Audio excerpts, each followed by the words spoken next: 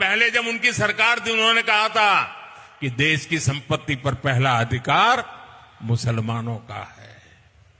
इसका मतलब ये संपत्ति इकट्ठी करके किसको बांटेंगे? जिनके ज्यादा बच्चे हैं उनको बांटेंगे। घुसपैठियों को बांटेंगे।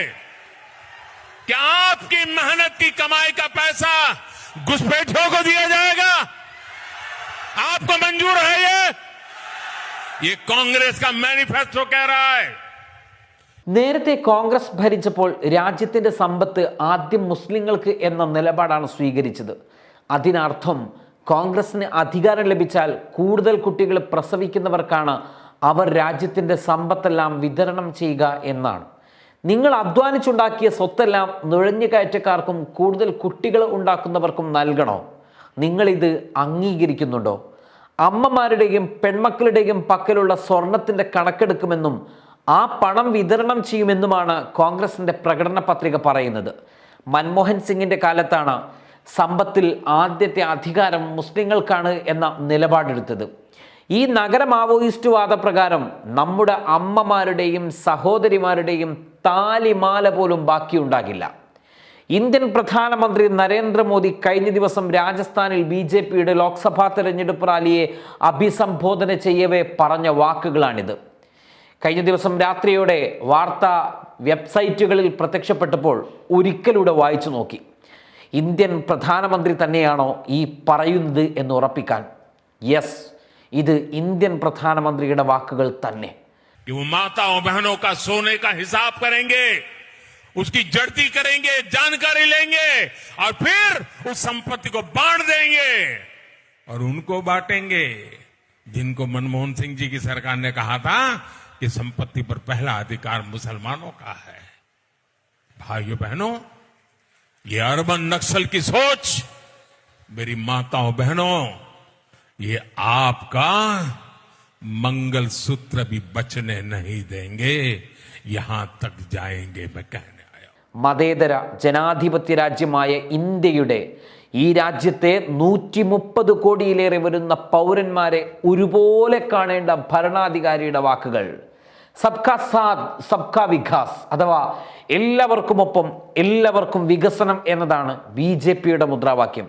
എന്നിട്ടാണ് തെരഞ്ഞെടുപ്പിൽ എങ്ങനെയെങ്കിലും ജയിക്കുക എന്ന ഒറ്റ ഉദ്ദേശത്തോടെ ഇതുപോലൊരു പരാമർശങ്ങൾ പ്രധാനമന്ത്രിയുടെ വാക്കുകളിൽ നിന്ന് ഉണ്ടായിരിക്കുന്നത്.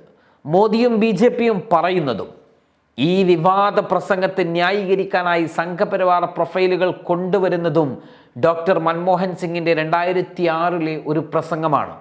ദേശീയ വികസന കൗൺസിലിന്റെ യോഗത്തിൽ സംസാരിക്കവേ രാജ്യത്തെ പിന്നോക്ക ജനവിഭാഗങ്ങളുടെ വികസനത്തെക്കുറിച്ച് സംസാരിച്ച് ഡോക്ടർ മൻമോഹൻ സിംഗ് പറഞ്ഞത് ഇപ്രകാരമാണ്: കൃഷി, ജലസേചനം, ജലസ്രോതസ്സുകൾ, ആരോഗ്യം, വിദ്യാഭ്യാസം, ഗ്രാമീണ അടിസ്ഥാന സൗകര്യങ്ങളിലെ നിർണായക നിക്ഷേപം, കൂടാതെ പൊതു അടിസ്ഥാന സൗകര്യങ്ങളുടെ പൊതുനിക്ഷേപ ആവശ്യങ്ങൾ, SC ST, മറ്റ് പിന്നോക്ക വിഭാഗങ്ങൾ, ന്യൂനപക്ഷങ്ങൾ, സ്ത്രീകൾ എന്നിവരുടെ ഉന്നമനത്തിനായുള്ള പരിപാടികളാണ് ഞങ്ങളുടെ കൂട്ടായ മുൻഗണനകൾ എന്ന് ഞാൻ ഈ അവസരത്തിൽ വ്യക്തമാക്കുകയാണ്.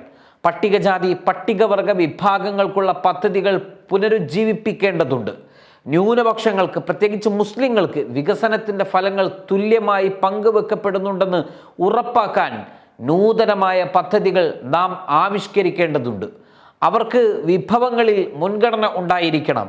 ഇതാണ് മൻമോഹൻ സിംഗ് പറഞ്ഞതെങ്കിലും അതിനെ ഇന്ത്യയുടെ പ്രധാനമന്ത്രി നരേന്ദ്രമോദി വ്യാഖ്യാനിച്ചത് പക്ഷേ മറ്റൊരു ശൈലിയിലാണ്.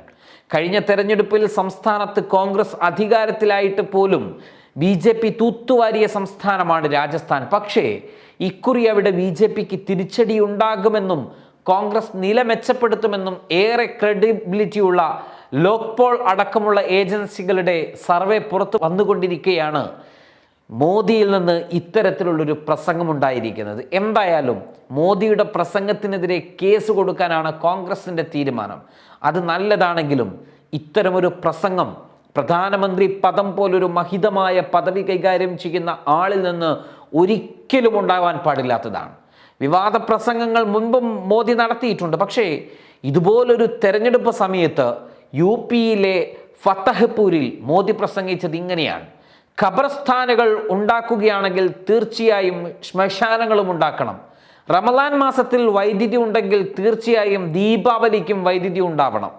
വേഷം കണ്ടാൽ തിരിച്ചറിയാമെന്നാണ് CAA പ്രക്ഷോഭകരെ കുറിച്ച് 2019 മോദി പ്രസംഗിച്ചത്. ഇപ്പോഴത്തെ മോദിയുടെ പ്രസംഗം മുൻപ് ഗുജറാത്ത് മുഖ്യമന്ത്രിയായിരിക്കെ അദ്ദേഹം നടത്തിയ പരാമർശങ്ങളും നമ്മെ ഓർമ്മിപ്പിക്കാൻ നിർബന്ധിതരായിരിക്കുകയാണ്.